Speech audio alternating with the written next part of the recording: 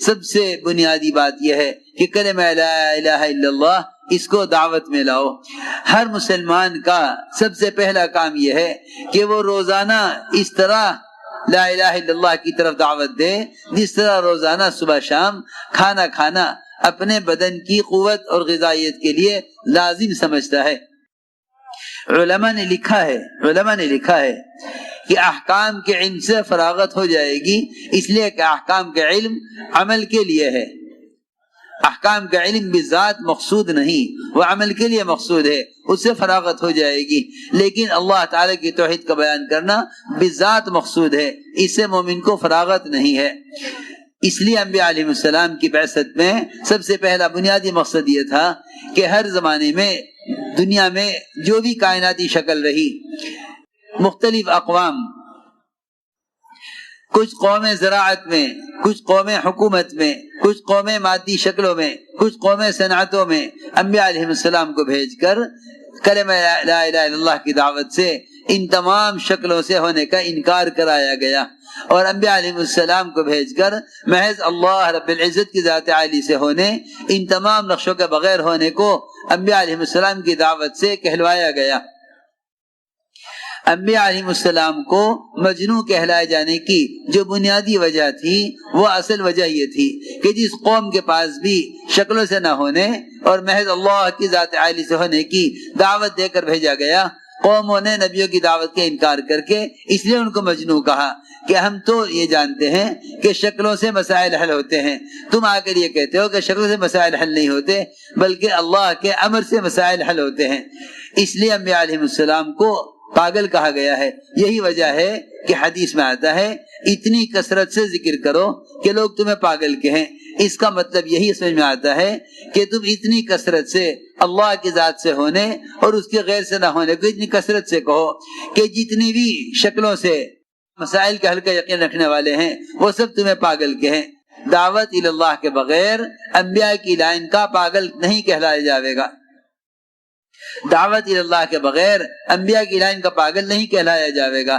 اصل بنیادی بات یہ تھی کہ انبیاء علیہ السلام اللہ تعالی کی طرف سے اس کلمے کی دعوت کو لے کر اس طرح آئے کہ جتنی بھی کائنات میں مادی شکلیں پھیلی ہوئی ہیں ان شکلوں سے کائنات کے تغیرات کا کوئی تعلق نہیں ہے۔ میں بہت بنیادی بات عرض کر رہا، سارا مجمع اس بات کو اچھی طرح سمجھے سب سے پہلے کہ نظام کائنات کا کائنات سے کوئی تعلق نہیں ہے۔ جو لوگ نظام کائنات کے تغیرات کو کائنات سے جوڑتے ہیں وہ اللہ کے انکار پر آ جاتے ہیں۔ جو نظام کائنات سے حاصل ہونے والے منافع کو نظام کائنات سے جوڑتے ہیں وہ ان کائنات کے نقشوں کے تشکر پر آ جاتے ہیں۔ یہی وجہ ہے اس زمانے میں مسلمان سے یہ کہلوانا کہ تم زمین کا شکریہ ادا کرو کیونکہ زمین تمہیں غلہ دے رہی ہے۔ اگر زراعت سے غلے کے ملنے کی اللہ کی قدرت کے مقابلے میں نفی نہیں کرو گے تو پھر زراعت کے تشکر پر زمین کے پجاری بن کر رہ جاؤ گے۔ میں یہ کہنا چاہتا ہوں پورا مجمع اس بات کو اچھی طرح توجہ سے سمجھے اور سنے۔ انبیاء علیہ السلام کی دعوت کے ذریعے شکلوں سے ہونے کا انکار اس لیے کرایا گیا تھا تاکہ تم ان شکلوں کے تابع نہ ہو جاؤ۔ لا تسجدوا للشمس ولا للقمر واسجدوا للہ الذی خلقہن، کیونکہ دیکھو میری بات یاد رکھیو، سجدے کا سب سے بڑا مقصد اظہار تشکر ہے۔ سجدے کا سب سے بڑا مقصد اظہار تشکر ہے۔ مسلمان کو نماز کی ہر رکعت میں 2 سجدے کرنے کا کیوں حکم ہے اور اس کی کیا حکمت ہے؟ 2 سجدوں کی حکمت یہ تھی کہ پہلا سجدہ تو اللہ کے امر کی وجہ سے کیا تھا تمام ملائکہ نے آدم علیہ السلام کو۔ دوسرا سجدہ جو کیا تھا ملائکہ نے وہ اس لیے کیا تھا کہ ابلیس نے کیونکہ سجدہ نہیں کیا اللہ نے اس کو اپنے دربار سے نکال دیا۔ دوسرا سجدہ اظہار تشکر میں ہے۔ میں کچھ ضروری بات عرض کرنا چاہتا ہوں، جب ہم کائنات کے نقشوں کے تشکر پر آ جائیں گے تو یہ تشکر ہمیں ان کائنات کے نقشوں کی طرف جھکا دے گا۔ میں یہ عرض کرنا چاہتا ہوں میں یہ عرض کرنا چاہتا ہوں کہ اگر ہم کائنات کے نقشوں کے تشکر پر آ گئے تو یہ تشکر ہمیں ان نقشوں کی طرف جھکا دے گا۔ میں تم سے صراحتاً کہہ رہا ہوں کہ مسلمان سے اس کا مطالبہ ہونا کہ تم زمین کا شکریہ ادا کرو کہ زمین غلہ دے رہی ہے، نہیں، تم زمین سے غلے کا ملنے کا انکار کرو۔ شکر کا تقاضا یہ ہے کہ تم زمین سے ملنے کا انکار کرو۔ ابراہیم علیہ السلام نے شکر اور شرک ان دونوں کا فرق اس طرح بتلا دیا۔ اللہ نے فرمایا ابراہیم علیہ السلام کے بارے میں لم یکن من المشرکین شاکرا لانعمہ، کہ مشرک نہیں تھے بلکہ شاکر تھے۔ کیا مطلب ہے؟ مطلب یہ ہے کہ شکلوں سے ملنے کا انکار کیا۔ ساری شکلیں نمرود کے قبضے میں تھی، ساری شکلیں نمرود کے قبضے میں تھی۔ وہ ان شکلوں پر قابض ہونے کی وجہ سے اب الوہیت کا دعویٰ کرتا تھا کہ کیونکہ میرے قبضے میں شکلیں ہیں اور شکلوں کے بغیر تم پل نہیں سکتے، لہٰذا مجھے بڑا مانو تو پھر میں تمہیں شکلوں سے پالوں گا۔ یہ بات ابراہیم علیہ السلام کو چبھتی تھی، کیونکہ ابراہیم علیہ السلام ان انبیاء میں سے ہیں جن کو اللہ تعالیٰ نے براہ راست ہدایت دی ہے۔ اللہ نے براہ راست ہدایت دی ہے، ان میں سے ابراہیم علیہ السلام ہیں۔ ابراہیم علیہ السلام کو اس بات کی الجھن تھی کہ جب پالنے والے اللہ ہیں تو پھر پلنے کی نسبت اللہ کے غیر کی طرف کیسے ہو سکتی ہے؟ سوال کیا ماں سے کہ کون پالتا ہے؟ کہ تجھے میں پالتی ہوں۔ تجھے کون پالتا ہے؟ کہ آزر پالتا ہے۔ آزر کو کون پالتا ہے؟ کہ نمرود پالتا ہے۔ نمرود کو کون پالتا ہے؟ یہاں آ کر پلنے کا سلسلہ ختم ہو گیا، کیونکہ پالنے والے نمرود کو سمجھا جاتا تھا۔ ابراہیم علیہ السلام کو اس بات کی الجھن تھی کہ جب جسمانی اعضاء کے اعتبار سے میں، میری ماں، میرا باپ اور نمرود سب برابر ہیں، تو پھر پالنے کی نسبت اس کی طرف کیوں ہے؟ پالنے والا کوئی اور ہوگا۔ میں عرض کرنا چاہتا ہوں کہ شکلوں کے انکار پر ابراہیم علیہ السلام پر احوال آئے کہ تم پہلے ہمیں بڑا مانو، ہم تمہیں غلہ دیں گے۔ ابراہیم علیہ السلام نے ساری شکلوں کا انکار کیا، نمرود نے غلہ بند کر دیا۔ اس زمانے میں بھی مسلمان اس کوشش میں ہے کہ ہم اگر ان کے اظہار شکر پر آ جاویں تو پھر یہ ہمیں کچھ دے دیں گے۔ میری بات وجہ سے سننا، مسلمان یہ سوچتا ہے کہ اگر ایک بات میں باطل کی بات مان لی جاوے تو پھر یہ ہمیں حق کے معاملے میں کچھ کام کرنے کی گنجائش دے دیں گے۔ ایسا ہرگز نہیں ہے۔ جو اللہ کے غیر سے امید رکھتا ہے اللہ اسے اپنے غیر کے حوالے کر دیتے ہیں۔ اس کی کوئی گنجائش نہیں کہ جتنے بھی مادی اسباب ہیں کسی بھی مادی سبب کا شکریہ ادا کیا جائے، اس لیے کہ شکر کا حق صرف اللہ کے لیے ہے۔ اللہ کے سامنے جھکنا اس کے اظہار تشکر کے لیے ہے، اور یہی ہے عبادت کا خلاصہ۔ حضور اکرم صلی اللہ علیہ وسلم نے اپنے آپ کو عبادت میں تھکایا۔ حضرت عائشہ نے عرض کیا اللہ نے سارے گناہ معاف کر دیے تو آپ اتنے عبادت کیوں کر رہے؟ فرمایا افلا اکون عبدا شکورا، فرمایا عبدا عابدا نہیں فرمایا کہ افلا اکون عبدا شکورا، کہ شکر گزار بندہ کیوں نہ بنوں۔ معلوم ہوتا ہے کہ کثرت شکر کثرت عبادت ہے، کثرت شکر کثرت عبادت ہے۔ تو میرے دوستو، بزرگوں، عزیزوں، ساری بات کا خلاصہ یہ ہوا کہ ابراہیم علیہ السلام نے ساری شکلوں کا انکار کیا، اس پر نمرود نے غلہ بند کر دیا۔